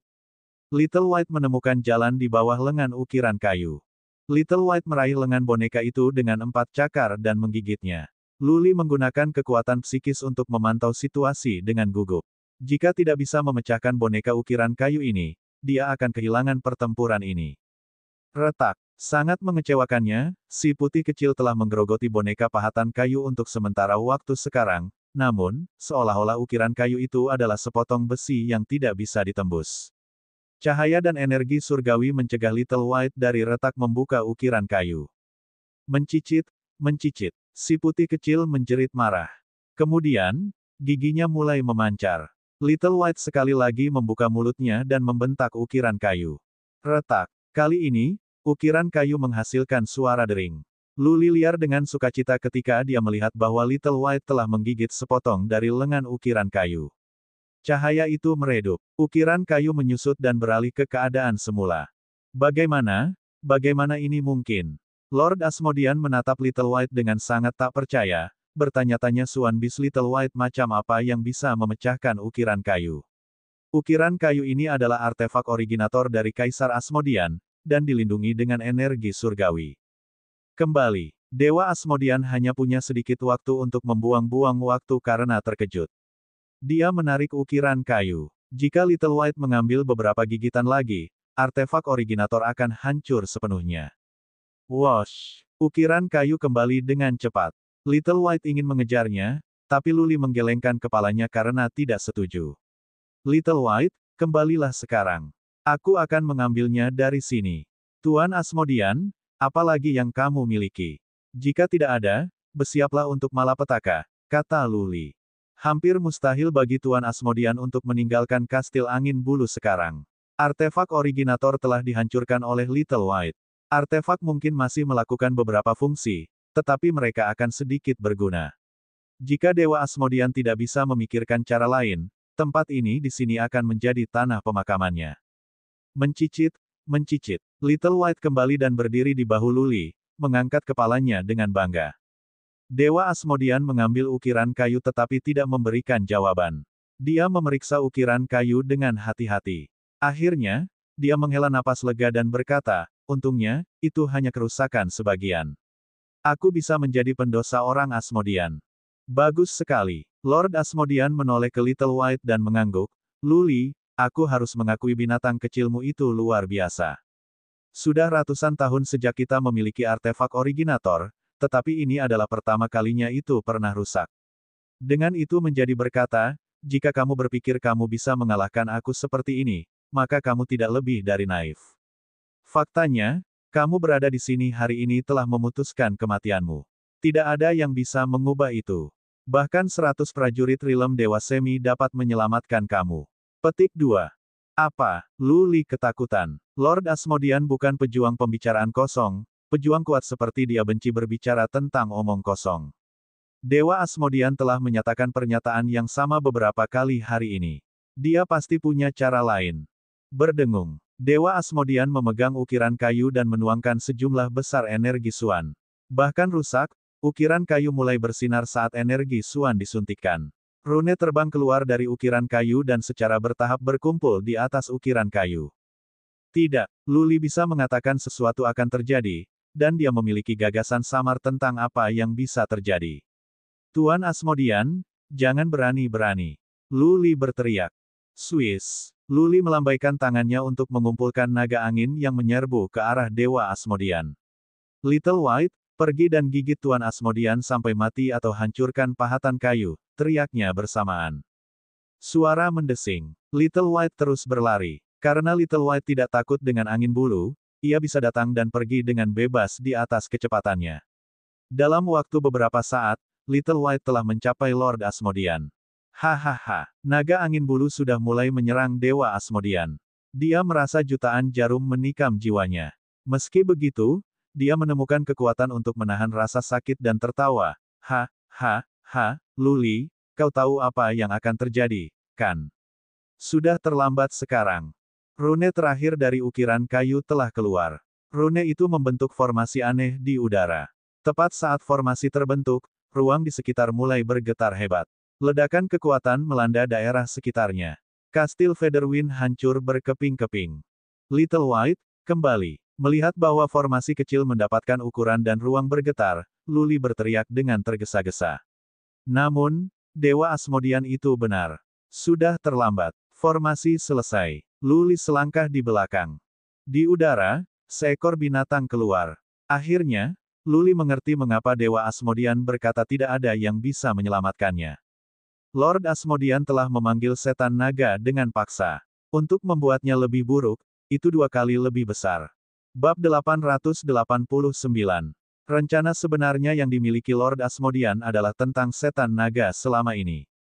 Sementara Luli berkultivasi, Dewa Asmodean menangkap lebih dari 200.000 anak. Setan naga telah dewasa. Setan naga belum mencapai kondisi puncaknya di mana ia bisa sekuat makhluk abadi. Namun demikian, pada tahap saat ini, bahkan Dewa Asmodean pun takut dengan setan naga. Jiwanya akan menggigil di hadapan naga setan. Lord Asmodean tidak berkultivasi atau mengatur sesuatu ketika dia mengatakan duel terakhir ditetapkan untuk 3 hari kemudian. Dia benar-benar membangun formasi yang dapat dihubungkan dengan artefak originator. Dengan cara ini, dimanapun Asmodean Lord berada, dia bisa memanggil setan naga. Luli tidak akan pernah membuatnya hidup di mana Demon Naga berada. Itulah yang membuat Lord Asmodean percaya diri. Itu adalah rencana utamanya.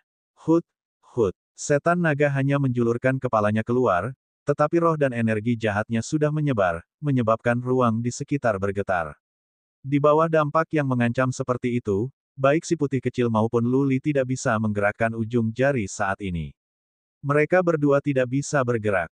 Luli merasa dia adalah anak yang dihadapkan dengan Swan Beast peringkat keempat atau kelima. Energi Swan Beast telah membuat kagum dalam jiwanya. Sebagai seorang anak, dia sangat lemah sehingga dia jatuh ke tanah. Dia telah kehilangan kendali atas tubuhnya. Satu-satunya gerakan yang mampu dilakukannya adalah menunjukkan keputusasaan dan terornya.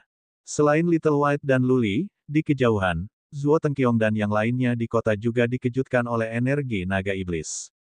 Banyak warga sipil Asmodean yang gentar. Ribuan warga sipil Asmodean jatuh ke tanah. Mereka takut mati. Sama seperti manusia, para Asmodean, ketika dihadapkan dengan kengerian hebat, akan menemukan darah mereka membeku. Suplai darah di otak mereka akan terputus, akan ada kasus henti jantung karena ketakutan yang menghantui. Mereka yang tidak cukup bugar akan tertahan atau mengalami emboli otak, membuat mereka takut mati. Tidak, pada saat itu, dari lubuk hatinya, Luli merasa bahwa ini adalah akhir baginya. Dia telah kehilangan semua kekuatannya ketika dia melihat binatang yang sebesar kastil angin bulu merangkak keluar dari kehampaan. Dia mendapati dirinya sangat tidak penting. Setan naga telah tumbuh dengan cepat ke keadaan yang tidak ada manusia yang bisa bertarung melawannya. Meskipun naga iblis belum mencapai keadaan abadi, tidak ada prajurit rilem semi-dewa rata-rata yang bisa bertahan dari serangannya. Tidak, terdengar suara lain di hati Luli, ini menipu. Setan naga hanyalah makhluk buas lain yang sedikit lebih besar. Perasaan rentan yang ditanamkan setan naga di dalam dirimu pasti tidak nyata. Itu pasti salah satu keterampilan naga iblis. Selama kamu terus berusaha, kamu akan bisa bergerak. Aku akan kembali ke Wickbed. Petik 2. Dengan memasuki Wickbed, setidaknya, kehidupan Luli bisa dilindungi. Dia mencoba untuk terhubung dengan Wickbed dengan kekuatan psikis sehingga dia bisa kembali. Berdengung. Akhirnya, manik jahat berkilauan. Sebuah kekuatan menyelimuti Luli. Dia akan dibawa masuk. Berdengung. Sayangnya, Tuan Asmodean telah memantau dengan cermat situasi Luli. Ketika Wickbed mulai bersinar, beberapa rune muncul di mata Dewa Asmodean. Roh-roh jahat keluar darinya. Hut, hut. Demon naga berteriak, mengguncang bumi dan menghancurkan langit, hampir bersamaan. Demon naga baru saja menembus angkasa. Tanduknya berkilau, menghasilkan perisai besar berwarna merah darah yang meluas ke daerah dengan radius 30 mil. Setiap organisme hidup di daerah itu menemukan udara merah di sekitar tubuh mereka. Mereka semua dimeteraikan di luar angkasa. Oh tidak, Luli membeku di udara. Kali ini, dia benar-benar panik. Setan naga menampilkan kekuatan yang sama sekali berbeda ketika dikendalikan oleh pemilik. Itu bisa mengambil tindakan begitu cepat sehingga Luli tidak bisa melarikan diri. Wickbed masih mengirim kekuatan isap. Yang sedang berkata, Luli tidak bisa bergerak sama sekali, mengingat bahwa dia diselimuti oleh aliran udara merah. Kekuatan hisap dari Wickbat tidak bisa menariknya masuk. Mencicit, mencicit. Little White juga terperangkap. Itu menjerit dan bergoyang, bersinar dalam cahaya putih. Sepertinya Little White mencoba menyerap aliran udara merah. Apa? Dewa Asmodean tidak mengambil tindakan lebih lanjut. Dia telah memantau dengan cermat situasi Little White dan Luli. Dia tertegun melihat Little White bisa menyerap udara merah. Bunuh binatang itu. Dewa Asmodean menunjuk ke Little White. Demon Naga mengibaskan ekornya seperti mengayunkan cambuk dan menjatuhkan Little White ke tanah. Ledakan. Retakan besar muncul. Batu-batu besar ditemukan di mana-mana di bawah tanah. Kerikil terbang ke semua sisi karena dampaknya, celah itu tidak berdasar. Tidak ada yang tahu seberapa besar kekuatan naga iblis dalam satu gerakan ini. Sedikit putih. Luli berteriak keras pada dirinya sendiri. Dia hanya bisa membuka mulutnya dengan celah kecil untuk berteriak. Dia mencoba bergerak tetapi gagal membebaskan diri dari ikatan udara merah. Udara merah ini memiliki fungsi aneh lainnya. Udara merah bisa melumpuhkan energi suan prajurit, energi jiwa dan bahkan, energi surgawi. Luli berusaha memobilisasi energi surgawi dari Bat of Life-nya. Selama dia bisa menyingkirkan aliran udara, dia bisa memasuki kembali Wickbat. Yang mengejutkannya, bahkan energi surgawi terpengaruh. Dia tidak bisa memindahkannya dari Bat of Life-nya. Sekarang aku percaya setan naga adalah binatang buas atau monster dari zaman kuno. Bahkan energi surgawi pun tidak bisa menjatuhkannya. Luli berpikir dalam kemarahan. Dia mencoba menemukan Little White dengan kekuatan psikis dan merasa lega melihat Little White terluka ringan. Dia berkomunikasi dengan Wickbat menggunakan kekuatan psikis dan mengeluarkan 5 budak jiwa alam abadi bumi. Berdengung, berdengung. Manik jahat bersinar. Paman 9 dari keluarga Jun dan yang lainnya keluar. Mereka tidak perlu penjelasan lebih lanjut tentang situasi ini.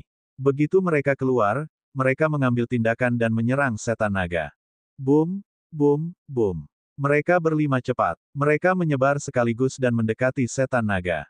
Masing-masing dari mereka menyerang pada naga setan dengan makna yang mendalam. Mereka berlima memiliki tujuan yang jelas, untuk melukai naga iblis sehingga Luli dapat dibebaskan. Mereka semua bisa diselamatkan jika Luli bisa kembali ke Wickbat. Kalau tidak, jika Luli sudah mati, maka tidak ada dari mereka yang bisa hidup kembali. Kamu begitu penuh dengan dirimu sendiri. Setan naga, habisi mereka. Dewa Asmodean memandang dengan dingin. Seolah naga setan adalah sepotong besi yang telah bertahan puluhan ribu tahun, serangan 5 jiwa budak tidak meninggalkan bekas pada naga setan, tidak seperti terakhir kali mereka setidaknya bisa melukai setan naga sampai batas tertentu. Hut, hut. Tanduk di kepala naga iblis berkilau. Tak satu pun dari 5 budak jiwa alam abadi bumi bisa bergerak. Setan naga merentangkan sayapnya, menghabisi langit dan menutupi matahari. Wosh! Demon naga mengibas-ngibaskan ekor merahnya menjadi kabur. Paman 9 dari keluarga Jun adalah yang pertama dibunuh. Tubuhnya terkoyak dan bahkan baju besi kuasa relik yang dimilikinya hancur. Bang, bang, bang.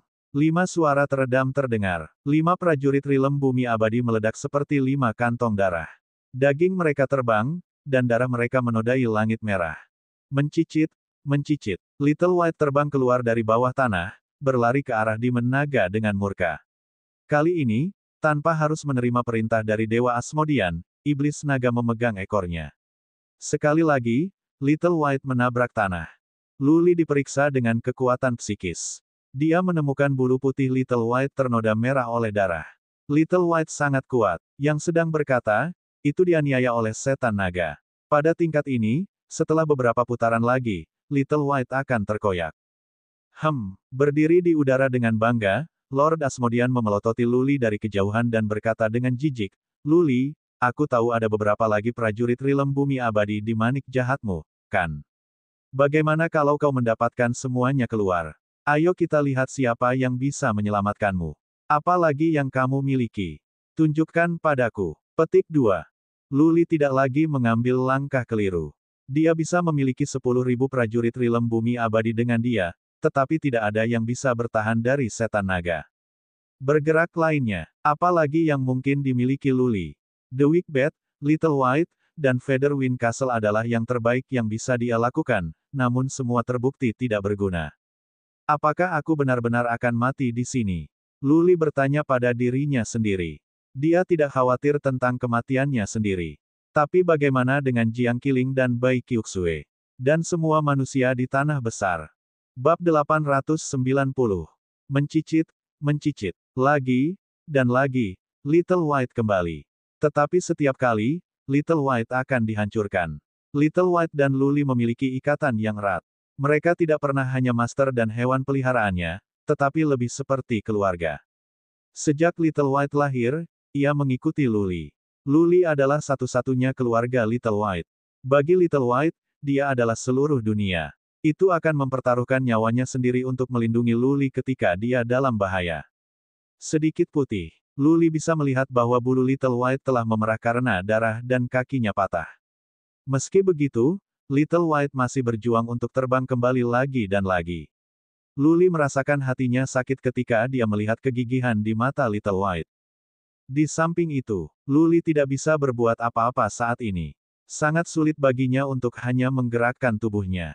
Ada 8 patriarki alam abadi bumi di Wikbet, tapi Luli tidak bisa membiarkan mereka keluar.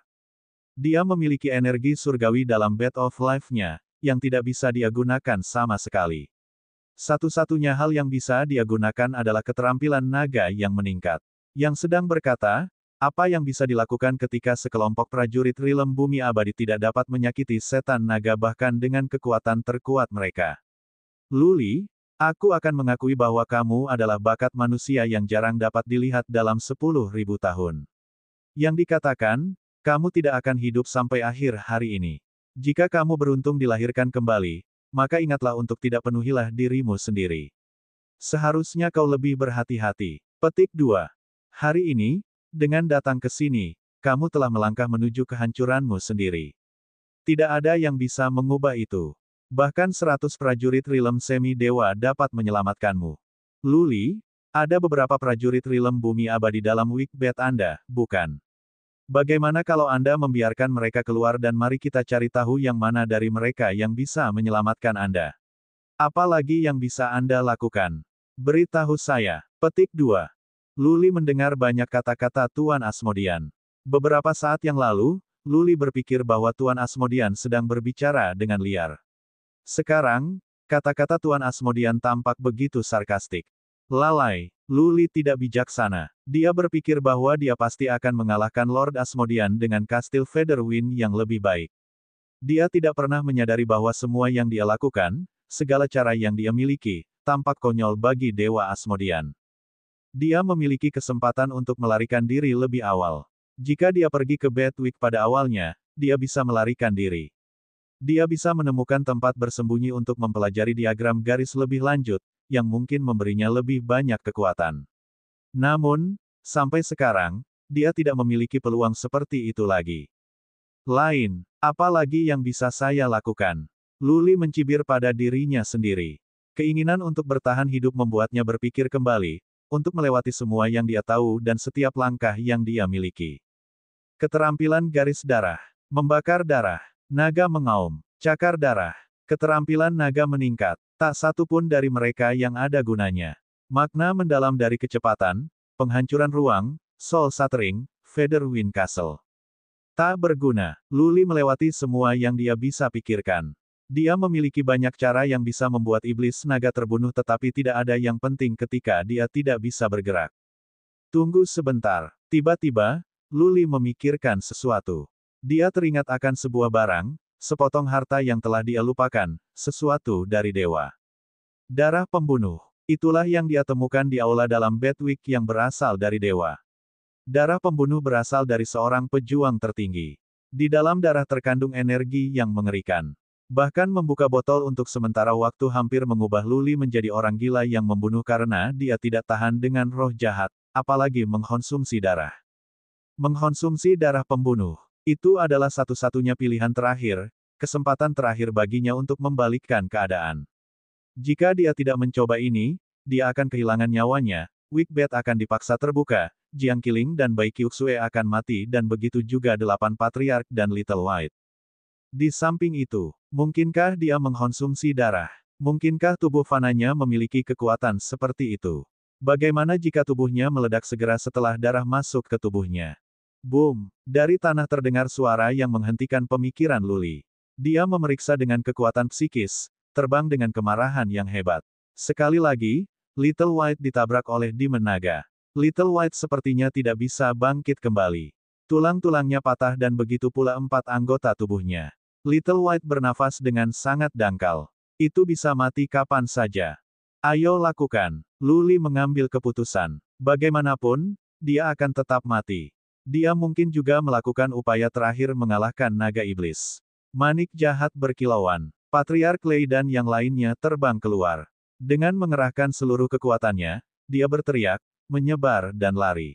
Ini perintah. Pelanggar akan diusir dari aula pembantai iblis. Patriark Lei dan yang lainnya tidak tahu apa yang terjadi. Ketika mereka dikirim, mereka secara otomatis ingin menyerang. Tapi mereka semua terpana oleh naga iblis raksasa yang sebesar gunung. Diusir dari aula pembantai iblis. Setiap dari mereka kembali sadar setelah mendengar kata-kata Luli. Mereka berhenti ragu-ragu dan berlari ke sisi yang berbeda. Luli serius. Mereka tidak bisa mendurhakai dia. Apa yang membuatmu berpikir kau bisa melarikan diri sekarang? Lord Asmodean mencibir. Tanda misterius bersinar di matanya. Dewa Asmodean akan membiarkan setan naga mengendalikan semua patriarki ketika dia melirik Luli secara acak. Dewa Asmodean terkejut dan ketakutan. Sebotol giok keluar dari cincin antar ruang Luli. Luli mengulurkan tangannya, meraih botol giok dan menggunakan ibu jarinya untuk membuka tutup botol. Dia menumpahkan setetes darah. Berdengung. Saat darah keluar dari botol giok, gelombang energi mengerikan menyebar dan meluas ke daerah dengan radius 3 mil. Dewa Asmodean bisa mencium bau darah yang kuat. Matanya memerah dan dia dipenuhi keinginan untuk membunuh. Pada saat itu, dia merasa telah berubah. Dia ingin menghancurkan semua makhluk hidup. Dia tidak sendirian. Patriark Lei dan yang lainnya telah berhenti terbang. Mereka menatap darah, linglung, darah merah gelap dengan rune emas. Mata semua orang memerah. Mereka tidak sabar untuk membunuh orang dan darah mereka mendidih. Hut, hut. Setan naga mengangkat kepalanya dan meraung, gelisah. Itu mengembangkan sayapnya. Anehnya, setan naga melangkah mundur sejauh 2 mil. Setan naga memandang darah pembunuh dengan ketakutan. Sepertinya dikatakan bahwa itu tidak bisa menahan roh jahat dalam darah. Mencicit, mencicit. Little White, yang telah ditabrak tanah, membuka matanya. Dia menatap setetes darah. Mata Little White bersinar, penuh kerinduan. Tampaknya Little White ingin mengkonsumsi setetes darah. Biarkan aku mengkonsumsinya. Luli terengah-engah. Darahnya mendidih dan wajahnya menjadi ganas. Matanya merah seperti darah. Dia meremas suara binatang buas dari tenggorokannya. Darah pembunuh, tolong jangan mengecewakanku. Luli mengulurkan tangan. Setetes darah terbang langsung ke mulutnya. Dia menutup matanya, berfokus sepenuhnya pada tubuhnya. Dia tidak tahu bagaimana cara mengonsumsi darah pembunuh. Karena itu, dia telah mengambil jalan yang paling sederhana, menelannya dan membiarkan darahnya bercampur dengan darahnya sendiri. Roar! Setetes darah masuk ke tubuhnya. Luli merasa dia telah memakan bola api dan tubuhnya terbakar. Di bawah pengaruh rasa sakit, dia mengeluarkan deru kesengsaraan. Setan naga telah mundur tetapi Luli masih terpengaruh oleh udara merah. Dia masih terjebak. Dia seperti iblis dari neraka yang telah dirantai, mengangkat kepalanya, berteriak, memancarkan energi jahat. Seolah-olah iblis akan meledak dari rantai dan merobek setiap makhluk hidup. Saat darah pembunuh dikonsumsi oleh Luli, Lord Asmodean dan patriark lainnya secara bertahap kembali ke akal sehat mereka. Cahaya merah di mata mereka meredup dan keinginan mereka untuk membunuh mati perlahan. Tetapi Dewa Asmodean percaya dia telah melihat hantu saat ini. Rune bersinar di matanya saat dia berteriak kepada naga iblis, pergi dan bunuh Luli, sekarang, segera. Bab 891. Dewa Asmodean telah hidup selama 800 tahun dan ia telah menjadi Dewa Asmodean sejak ia berusia 200 tahun. Dia telah mengalami banyak hal. Dia telah membaca banyak catatan rahasia semua ras. Tidak ada keraguan bahwa dia adalah yang paling berpengetahuan dan berpengetahuan dari semua Asmodean. Dia telah melihat dunia. Secara alami, dia cukup tahu. Dia bisa mengatakan bahwa Luli berbahaya. Dia tidak tahu apa yang telah dikonsumsi Luli tetapi Tuan Asmodean dapat mengatakan bahwa itu bukan sesuatu dari Heaven Reverse Universe.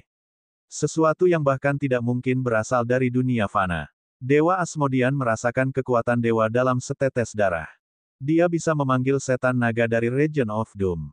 Menjadi Dewa Asmodean, ia adalah pelayan yang paling setia kepada Kaisar Asmodean, dewa mereka. Tidak mengherankan bahwa Dewa Asmodean tahu sesuatu tentang dewa. Dia mengerti kekuatan mereka. Jika Luli bisa mengkonsumsi setetes darah sepenuhnya, maka tidak ada yang bisa bertahan. Bahkan Demon Naga akan terbunuh. Oleh karena itu, Dewa Asmodean menginstruksikan setan naga untuk membunuh Luli sekaligus. Mereka hanya memiliki jendela peluang sebelum Luli mengkonsumsi setetes darah sepenuhnya. Hut, hut, Demon Naga berteriak. Namun, takut pergi ke Luli. Ketakutan bisa dilihat di matanya seolah-olah Luli adalah dewa nyata yang menurut naga setan tidak bisa menyinggung perasaan. Naga iblis, aku memerintahkanmu untuk membunuh Luli. Dewa Asmodean itu berteriak lagi. Tanda di matanya bersinar lebih cerah. Gelombang roh jahat menyebar dari Dewa Asmodean menuju setan naga. Di bawah pengaruh Dewa Asmodean, setan naga terbang menjadi amarah yang kejam. Iblis naga berteriak, rentangkan sayapnya dan melompat ke atas. Itu menghancurkan cakarnya yang besar pada Luli. Raungan, raungan. Di sana, Luli masih berteriak seperti binatang buas. Dia merasakan setiap inci kulitnya dan setiap ototnya terbakar. Darahnya mendidih. Dia merasa seperti akan meledak. Energi dalam darah pembunuh itu terlalu banyak baginya untuk bertahan. Ini sudah berakhir. Luli merasa tubuhnya tidak bisa lagi menahan kekuatan dan energi itu, tanaman rambatnya akan meledak. Reaksi berantai ini mungkin menyebabkan Bed of Life dan Spirit Sea-nya meledak dan dia akan mati karenanya. Berdengung. Tepat pada saat itu, tanda naga perak di Soulpon-nya mengeluarkan cahaya terang. Naga perak itu terbang keluar dari jiwa kolam ke dalam tubuhnya dan berkeliling. Apa yang terjadi selanjutnya penuh dengan keajaiban. Saat naga perak bergerak, lonjakan energi dalam darah pembunuh menjadi tenang. Darah mendidih Luli menjadi tenang dan rasa sakit yang luar biasa di sekujur tubuhnya mereda. Baik, Luli merasa dia bisa bernapas lagi. Dia jelas memiliki firasat bahwa dia akan meledak. Dia tidak pernah menyangka bahwa naga perak bisa menenangkan darah pembunuh di samping melindungi jiwa kolam. Hut, hut. Dia mendengar teriakan naga iblis. Selanjutnya datang suara menusuk di udara, disertai dengan segerombolan energi jahat. Luli merasakan bahaya fatal di kedalaman hatinya. Berdengung, Luli membuka matanya tiba-tiba, hanya matanya yang berwarna merah, memancarkan roh jahat yang jauh lebih kuat daripada naga setan. Hut, hut. Sekali lagi, setan naga ketakutan. Itu telah mencapai cakarnya ke arah Luli, namun pada saat ini, naga iblis mulai ragu-ragu. Setan naga, bunuh dia. Teriak Dewa Asmodean. Tanda bersinar cerah. Energinya melonjak lebih keras. Akhirnya, setan naga mengambil keputusan. Mengayunkan kakinya ke Luli. Grandmaster, Patriark Lei dan yang lainnya berteriak ketakutan. Kekuatan naga iblis pasti mengerikan. Bahkan prajurit Realm Semi Dewa akan dihancurkan di bawah kaki naga iblis, apalagi Luli. Mencicit, mencicit. Di tanah, Little White berteriak ketakutan. Little White sangat lemah sehingga tidak bisa berdiri. Namun, pada saat ini, Little White berjuang berdiri. Itu terbang, berteriak, mencoba memperingatkan Luli untuk bergerak. Hanya Luli yang masih terpengaruh oleh aliran udara merah. Dia tidak bisa menggerakkan tubuhnya sama sekali. Bagaimana mungkin dia bisa menghindar ke samping? Luli tidak bermaksud untuk pindah sama sekali. Di matanya yang merah ada niat jelas untuk terus berjuang. Baginya, itu adalah perasaan yang luar biasa. Ada gagasan aneh di benaknya. Tampaknya, dia tidak takut pada naga iblis yang mengerikan ini. Sebaliknya, baginya, setan naga sepertinya bukan apa-apa. Dia bingung memiliki perasaan ini. Sebelumnya, ketika dia dihadapkan dengan Demon Naga, tubuhnya akan menjadi sedingin es seolah-olah dia adalah seorang anak di depan Suan bis raksasa. Namun, sekarang, dia percaya bahwa setan naga tidak lain adalah binatang kecil yang bisa dia hancurkan dengan mudah. Roar. Tanpa sadar, Luli bergerak. Dari tenggorokannya terdengar bunyi pelan. Tangannya bergerak sedikit dan dia terkejut melihat itu. Sinar cahaya merah menyala darinya, diikuti oleh aliran energi yang menakutkan. Udara merah yang menjebaknya lenyap, seperti air laut yang menguap dalam suhu yang sangat panas. Luli mengayunkan tinjunya dan menabrak binatang besar di udara. Apa? Momen itu membeku dalam waktu, kelihatannya. Tinju kecil Luli menabrak cakar naga iblis. Ada kontras yang jelas antara tubuh kecil Luli dan ukuran seperti gunung naga setan. Dia mengincar yang mustahil. Ledakan. Setelah suara teredam, sesuatu terjadi. Itu tidak bisa dipercaya. Ruang bergetar. Ledakan-ledakan menyebar ke area yang luas. Setan naga seukuran gunung itu bergerak mundur. Itu hancur 20 mil ke langit. Di sisi lain, Luli tidak bergerak sedikit pun di udara. Diam. Keheningan mereda di mana-mana. Semua orang melihat ke arah Demon Naga, bingung. Semua orang bertanya-tanya apakah ini mimpi atau ilusi karena itu tidak mungkin. Suara mendesing. Setan naga jatuh ke pegunungan di dekatnya, meratakan sebuah bukit kecil. Tanah di daerah yang luas bergetar dan begitu pula kota kecil itu. Di atas oleh Demon Naga, debu diaduk, mengotori langit dan menutupi matahari. Desis, desis. Sampai sekarang orang perlahan-lahan sadar kembali. Mereka terengah-engah ketika mereka melihat Demon Naga di pegunungan itu dan Luli berdiri di udara dengan bangga. Tidak ada yang bisa percaya apa yang baru saja mereka lihat. Tunggu, lihat rambut Luli.